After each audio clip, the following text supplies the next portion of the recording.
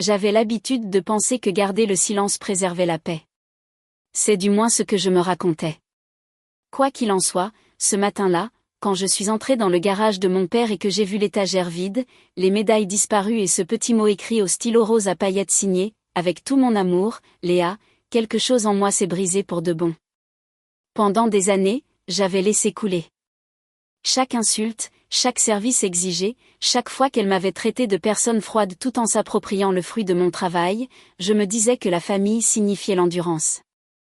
Mais en me tenant là, face à ce vide là où se trouvait autrefois mon honneur, j'ai enfin compris. L'endurance n'est pas de l'amour, c'est de la soumission.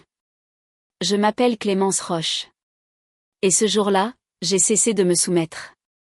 Je n'ai pas crié. Je n'ai pas pleuré.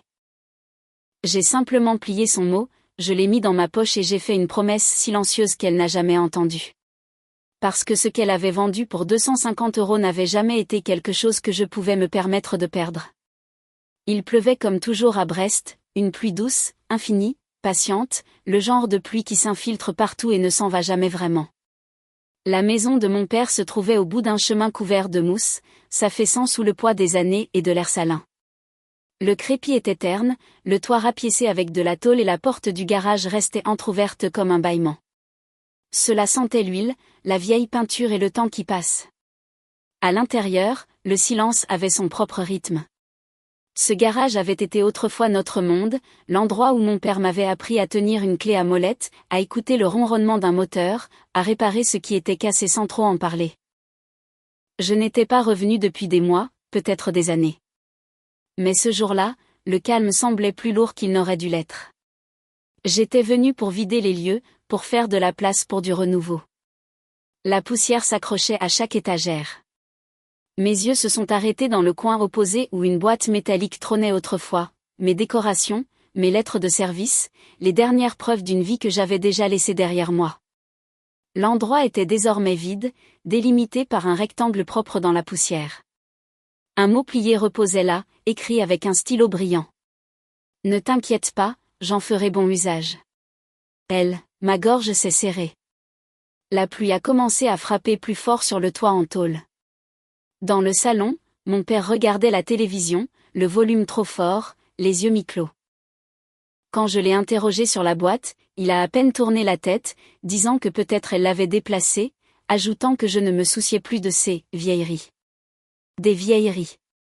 Je suis retourné sur le pas de la porte du garage, fixant la marque laissée par la boîte. Chaque médaille racontait une histoire, des nuits dans des soutes d'avions cargo, des tempêtes de sable au Sahel, des noms de camarades qui n'étaient jamais rentrés. Et maintenant, même leurs souvenirs étaient traités comme de la camelote.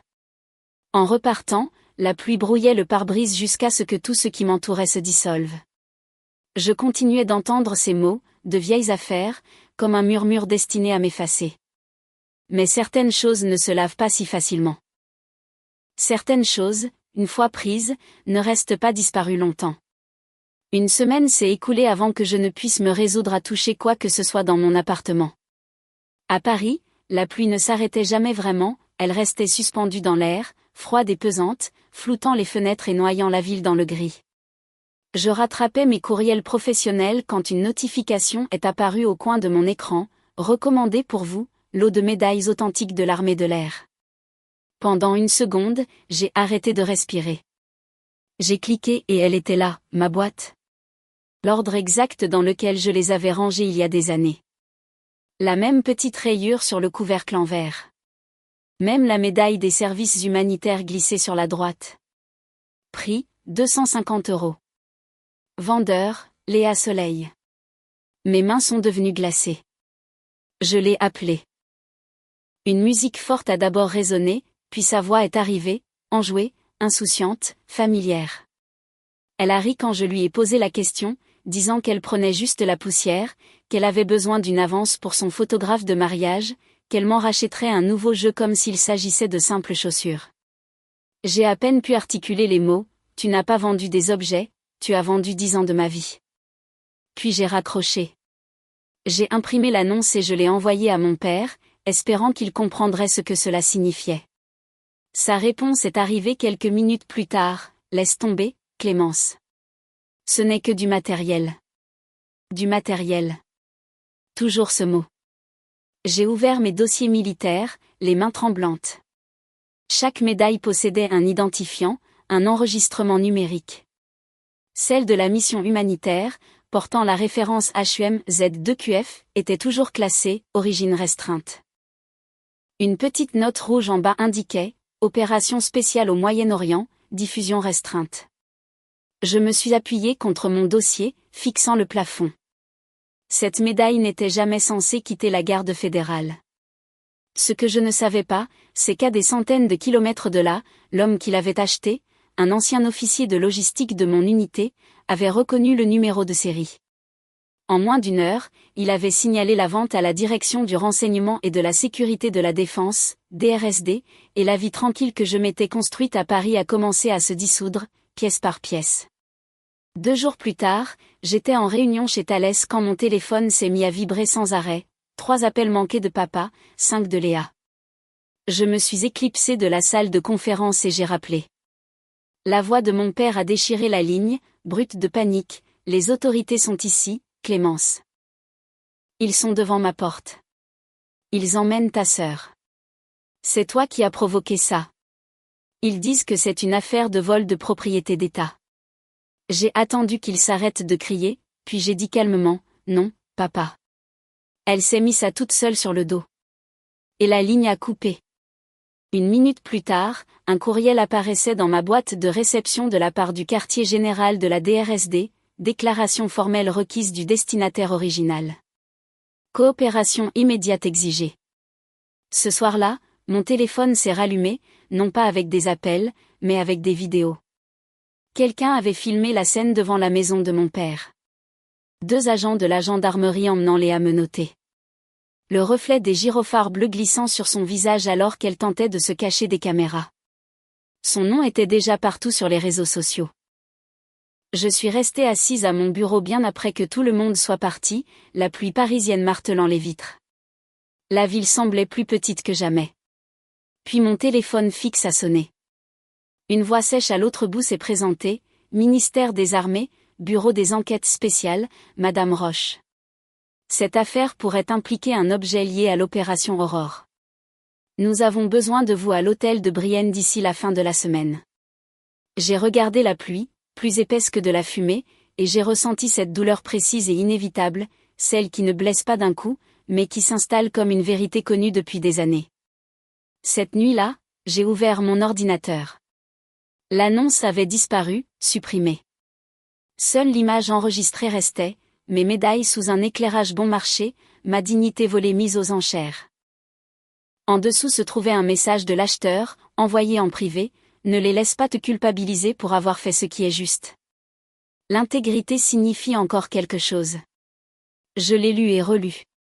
Cela m'a frappé, quelqu'un qui ne m'avait jamais rencontré comprenait mieux la situation que les gens que j'avais passé ma vie à protéger.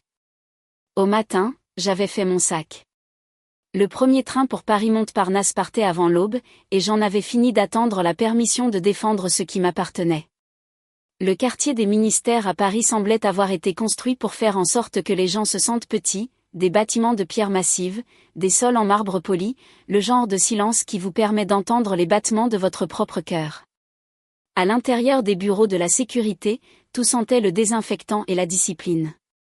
Le couloir bourdonnait sous les néons. Je me suis assise en face du commandant Marc Lefebvre alors que l'horloge faisait un bruit assez fort pour que chaque seconde ressemble à un test. Il a feuilleté mon dossier avec la précision calme de quelqu'un qui en avait déjà trop vu. Lorsqu'il a enfin levé les yeux, son expression était mesurée. Il m'a dit que le numéro de série de mes médailles était lié à un dossier humanitaire classifié. Je n'étais pas sous enquête, mais ils avaient besoin de ma pleine coopération. Je me suis redressée sur ma chaise et je lui ai répondu qu'il l'aurait. En sortant, mon téléphone a vibré. Un courriel des ressources humaines de Thales trônait en haut de l'écran, avis d'enquête fédérale en cours. Mise à pied administrative avec effet immédiat. Sans solde, sans discussion. J'ai fixé l'écran pendant un long moment avant de rire, d'un rire doux et amer.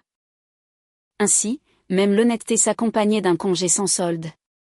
2 jours plus tard, le visage de ma sœur a de nouveau illuminé l'écran de mon téléphone. Cette fois, ce n'était pas un appel, mais une vidéo virale. Elle pleurait face à la caméra, le mascara coulant, la voix tremblante comme si elle récitait un script. Ma sœur, la victime. Mon nom dans sa bouche sonnait comme une malédiction. Ma sœur, la militaire, a dénoncé sa propre famille au gouvernement pour quelques médailles que j'allais donner à des collectionneurs. L'histoire s'est propagée comme une traînée de poudre. Trahison fraternelle, l'institution avant la famille. Les commentaires affluaient. Comment peut-on être aussi sans cœur, encore un robot de l'armée qui détruit sa famille pour des procédures? J'ai éteint le téléphone, versé du café noir dans un mug ébréché et je me suis tenu près de la fenêtre. Dehors, les invalides brillaient sous une lumière grise. Laissez-les parler, ai-je chuchoté. Ils ne savent pas ce que le silence m'a coûté. Une semaine est passée avant que le vent ne tourne. Quelqu'un au sein de l'institution a publié un article sur le réseau interne, l'intégrité sous le feu des critiques. Une ancienne officier maintient le code d'honneur malgré la pression familiale. Mon nom n'était pas cité, mais je savais de qui il s'agissait. La citation d'un officier anonyme se démarquait. Parfois, les batailles les plus dures se livrent dans les salons, pas sur les champs de bataille. Je n'en avais aucune preuve, mais je pouvais entendre la voix de Marc Lefebvre dans ces mots. L'après-midi même, j'ai reçu un autre appel, cette fois du service des ressources humaines du ministère des Armées. Il lançait une initiative nationale pour récupérer les honneurs militaires perdus ou volés. Accepterais-je un poste de consultante? J'ai laissé le silence s'étirer avant de répondre. Si cela peut empêcher d'autres de traverser ce que je vis, alors oui. Cette nuit-là, dans mon appartement de location surplombant la ville, j'ai fermé mon ordinateur sur un autre titre traînant mon nom dans la boue. Je suis restée assise dans le noir jusqu'à ce que l'écran refroidisse, puis j'ai dit à haute voix, juste pour l'entendre, la vérité n'a pas besoin de défense. Elle a juste besoin de temps. Le téléphone a sonné avant le lever du soleil. La voix de mon père tremblait à l'autre bout du fil, ta sœur est à la maison. Ils l'ont libérée. C'est une épave, Clémence. Elle dit que tu as détruit sa vie. Elle a détruit la sienne, ai-je répondu, mais il avait déjà raccroché. Quelques heures plus tard, un autre appel est arrivé, de l'hôpital cette fois. Mon père s'était effondré dans la cuisine, victime d'un léger accident vasculaire cérébral. J'ai tout lâché et j'ai conduit sous la pluie jusqu'à Brest. L'hôpital sentait l'antiseptique et la peur. Mon père semblait minuscule sous les draps blancs, la moitié de son visage gris de fatigue. Léa était assise à côté de lui, pleurant silencieusement, mais ses larmes semblaient répéter. Quand il a ouvert les yeux, les premiers mots qu'il a prononcés n'étaient pas « Merci d'être venu », mais « Si tu retournes à Paris, ne reviens pas. Je ne peux plus te regarder après ce que tu lui as fait. » Je suis restée immobile. Tu m'as appris les règles, papa. J'ai juste vécu selon elles.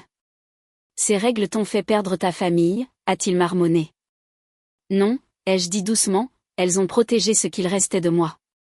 Léa s'est tournée vers moi, sa voix tremblante d'un faux remords. Tu pourrais arranger ça, Clémence. Dis-leur que c'était un malentendu.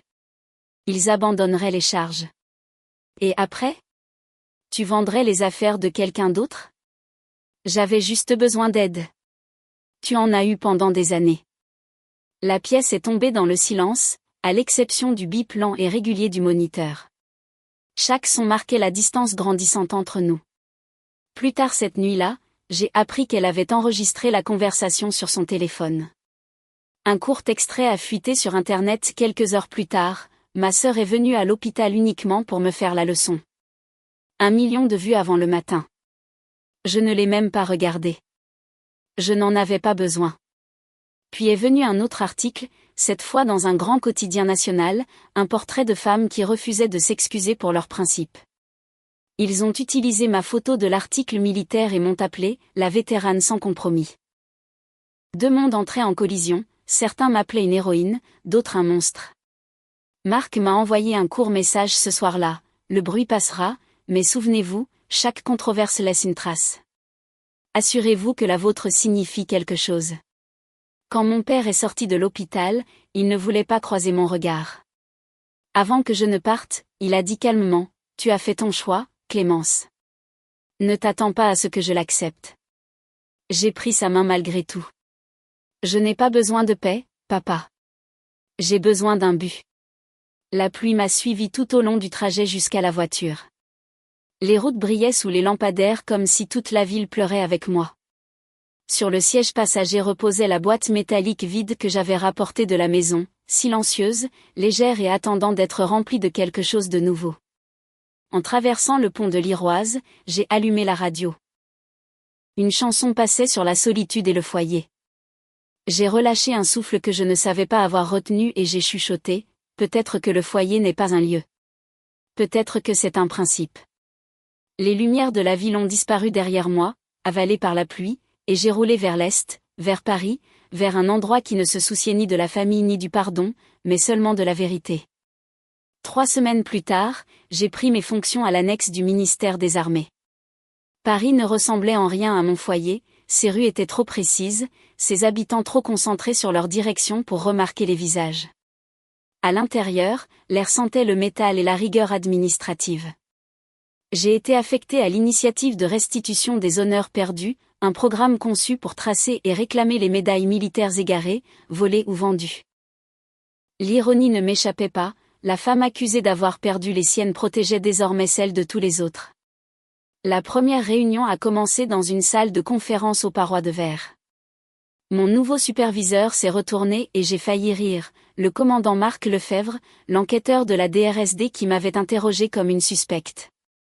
Il a esquissé un demi-sourire. Je ne pensais pas que nous finirions dans la même équipe, lui ai-je dit doucement. Je ne pensais pas qu'on me ferait à nouveau confiance, a-t-il gloussé.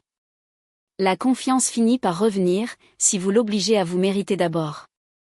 Travailler avec Marc était plus facile que prévu. Il connaissait les systèmes, je connaissais les gens. Il gérait la politique, je comprenais ce à quoi ressemblait la perte. Des semaines plus tard, lors d'un audit nocturne, je suis tombé sur plus de 600 cas similaires, des familles mettant des médailles au mont-de-piété, des héritiers vendant ce qu'ils n'avaient pas gagné. J'ai passé des nuits à rédiger une proposition de 40 pages pour un système national de suivi des médailles. Marc l'a lu en silence, puis a déclaré « Vous êtes en train de transformer votre pire journée en un modèle d'intégrité. » Un courriel est arrivé de Léa. « Tu aurais pu arrêter tout ça si tu t'en souciais. Tu transformes mon erreur en carrière. » Je n'ai pas fini de le lire. Je l'ai simplement supprimé et j'ai fixé la boîte métallique vide sur mon bureau. Certains rappels ne s'effacent pas. Un officier de sécurité a plus tard déposé un rapport scellé sur ma table. Léa avait été condamnée à une amende, interdite d'emploi public pendant 10 ans et condamnée à rembourser ce qu'elle avait perçu. La signature de Marc figurait en bas. Je suis resté immobile, sans émotion, respirant simplement plus lentement. Ce soir-là, la ville scintillait au-dessus de la Seine. J'ai ouvert mon ordinateur et j'ai commencé à écrire une lettre au ministre de la Défense. Il ne s'agit pas seulement de médailles. Il s'agit de mémoire, de service et des gens qui oublient ce que ces choses signifient. Pour la première fois, je ne cherchais pas la paix, j'étais en train de reconstruire un but. 3 mois plus tard, je me tenais dans la grande salle d'audience des Invalides sous des lumières blanches assez vives pour exposer chaque défaut. L'audience était diffusée sur les canaux officiels. Mon nom a été appelé en tant que témoin clé sur l'éthique et la protection des biens de l'État. À mi-chemin, un mouvement au fond de la salle a attiré mon regard. Léa, ses cheveux redevenus sombres, les yeux creux. Son avocat parlait de malentendus, d'ignorance des lois sur la classification. Quand il a fini, j'ai dit calmement, mais elle savait qu'elle n'était pas à elle. La salle s'est figée. Un membre du comité m'a demandé si je regrettais de l'avoir dénoncé. J'ai regardé droit devant moi. Si j'étais restée silencieuse, j'aurais trahi tous ceux qui ont gagné leurs honneurs de la bonne manière, y compris mon propre père. Le silence s'est étiré avant que le président ne finisse par hocher la tête. Pendant la suspension de séance, Marc m'a apporté un café. Vous venez de changer la façon dont ce département définit l'intégrité. Non, ai-je dit, je leur ai juste rappelé à quoi elle ressemble. Ce soir-là, le ministère m'a nommée directrice nationale de la restitution des honneurs. À l'extérieur, Léa m'a frôlé, mais s'est arrêtée. J'ai entendu ce que tu as dit à propos de papa. Tu avais raison. J'ai hoché la tête. C'était suffisant. Plus tard, seul dans mon nouveau bureau, j'ai accroché la boîte métallique restituée au mur, portant toujours son étiquette de scellé rouge délavé. Marc s'est arrêté sur le pas de la porte. Vous gardez l'étiquette? Oui, ai-je répondu, parce que la responsabilité n'est pas de la paperasse. C'est du caractère. L'étiquette a accroché la lumière, preuve que même les dommages, lorsqu'on les affronte de face, peuvent devenir leur propre forme d'honneur. 1 an après l'audience, l'hiver a enveloppé Paris d'un blanc tranquille. La neige s'accumulait le long des quais de Seine, douce et lente. Mon appartement surplombait le fleuve, immobile et froid, et sur l'étagère de mon bureau reposait la vieille boîte métallique, son étiquette rouge s'effaçant, ses bords polis par le temps. Le programme avait grandi au-delà de toutes les prévisions. Des centaines de vétérans avaient retrouvé leur médaille, leur famille m'appelant une héroïne. Pourtant, le succès n'a jamais comblé le silence qui m'attendait chaque soir. Un matin, une carte postale est arrivée de mon père, j'ai vu ton interview. Tu as bien fait. Je suis fière, même si je ne peux pas le dire à haute voix. C'était son premier message en 2 ans. J'ai souri mais je n'ai pas pleuré. C'était sa façon de s'excuser. Ce soir-là, une lettre est arrivée de Léa, l'écriture tremblante sur un papier froissé, je comprends enfin ce que tu protégeais. Je n'ai pas seulement vendu des médailles. J'ai vendu ton honneur. Je l'ai plié et placé sous la boîte. Dimanche, je suis allée au cimetière du Montparnasse. J'ai posé une photo de nos enfants contre une tombe anonyme et j'ai chuchoté, « Je te pardonne, non pas parce que tu le mérites, mais parce que j'ai besoin de paix. » La neige tombait à nouveau alors que je m'éloignais. La justice répare, le pardon libère. 2 ans après l'audience, le ministère a tenu sa cérémonie annuelle d'honneur au service civil. La salle scintillait sous les lumières blanches, les rangées d'uniformes et une attente silencieuse. Je devais prendre la parole en tant que directrice de la division de la responsabilité logistique. Juste avant d'entrer, j'ai appris que Léa s'était inscrite pour assister à l'événement. Je me suis figée une demi-seconde, puis j'ai simplement hoché la tête. Certains moments n'ont pas besoin de permission. Depuis la scène, je l'ai repérée vers le fond, chemisier blanc, cheveux attachés bas, sans maquillage. Quand nos yeux se sont croisés, elle n'a pas détourné le regard. J'ai commencé mon discours, la responsabilité n'est pas une punition. C'est le prix que nous payons pour qu'on nous fasse à nouveau confiance. Et parfois, ceux qui nous blessent le plus sont ceux qui nous rappellent pourquoi l'intégrité est essentielle. La salle s'est tue. Quelqu'un a essuyé une larme. Après la cérémonie, elle s'est approchée de moi discrètement. Je ne peux pas défaire ce que j'ai fait, a-t-elle dit, mais j'essaie de vivre droit. C'est tout ce qu'on demande, lui ai-je répondu. Nous nous sommes serrés la main alors que les flashs crépitaient. Le lendemain matin, la photo apparaissait sur le réseau interne avec la légende, l'intégrité familiale, les sœurs Roche. Mon père l'a vue dans le journal. Il n'a pas appelé. Il n'en avait pas besoin. Cet après-midi-là, les voisins l'ont regardé hisser le vieux drapeau de l'armée de l'air devant la maison, celui qu'il n'avait pas fait flotter depuis 5 ans. Cette nuit-là, j'ai touché la boîte métallique sur mon bureau, l'étiquette encore légèrement rouge sous la lampe. C'est toujours lourd, ai-je chuchoté, mais c'est enfin à moi. 10 ans plus tard, la lumière du printemps inondait mon bureau à Paris. La vie était devenue calme, assez stable. Sur mon bureau reposaient 2 boîtes familières, la vieille caisse en métal avec son étiquette rouge désormais pâle et effilochée, et une plus petite, en bois sculpté, gravée de ces mots, « L'intégrité n'expire jamais ». Ce matin-là, un colis est arrivé de Bretagne. À l'intérieur se trouvait une réplique artisanale de la médaille humanitaire, coulée dans du bronze recyclé, accompagnée d'un mot, pas un remplacement, juste un rappel. Léa. J'ai souri alors que les larmes brouillaient la lumière. Marc est entré, plus vieux maintenant, calme comme toujours. Vous avez gardé les 2? Bien sûr. L'une montre ce que j'ai perdu. L'autre ce que j'ai appris. Il a hoché la tête. Une victoire silencieuse, hein. La seule qui en vaille la peine. Alors que la lumière déclinait, le soleil traversait les 2 boîtes, chaleureux sur l'une, frais sur l'autre. Le temps n'avait pas effacé ce qui s'était passé, il lui avait simplement donné sa forme finale. Et quelque part entre le silence et le pardon, j'avais enfin trouvé la paix. Dehors, une brise légère faisait s'agiter le drapeau.